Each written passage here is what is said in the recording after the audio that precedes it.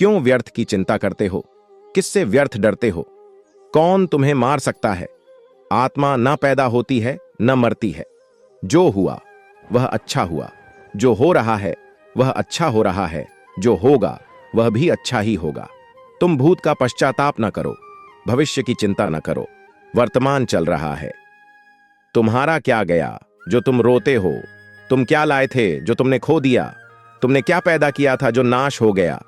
न तुम कुछ लेकर आए, जो लिया यहीं से लिया, जो दिया यहीं पर दिया, जो लिया इसी भगवान से लिया, जो दिया इसी को दिया।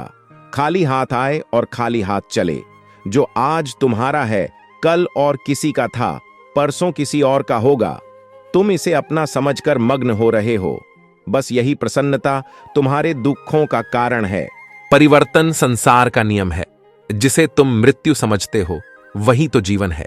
एक क्षण में तुम करोड़ों के स्वामी बन जाते हो, दूसरे ही क्षण में तुम दरिद्र हो जाते हो।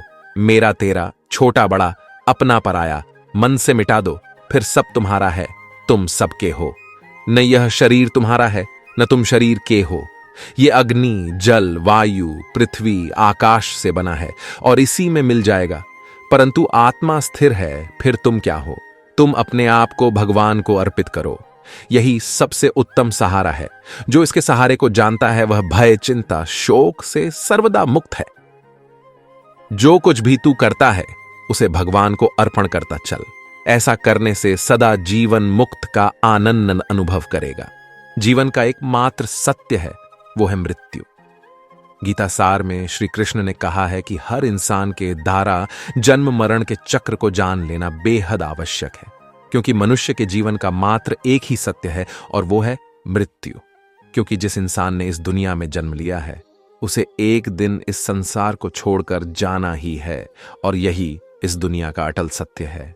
लेकिन इस बात से भी नहीं नकारा जा सकता है कि हर इंसान अपनी मौत से भयभीत रहता है। अर्थात मनुष्य के जीवन की अटल सच्चाई से भयभीत होना इंसान की वर्तमान खुशियों को भी खराब कर देता है। इसलिए किसी भी तरह का डर नहीं रखना चाहिए। गुस्से पर काबू करना चाहिए, क्योंकि क्रोध से व्यक्ति का नाश हो जाता है।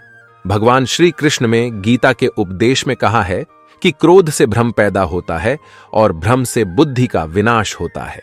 वहीं जब बुद्धि काम नहीं करती है तब तर्क नष्ट हो जाता है और व्यक्ति का नाश हो जाता है।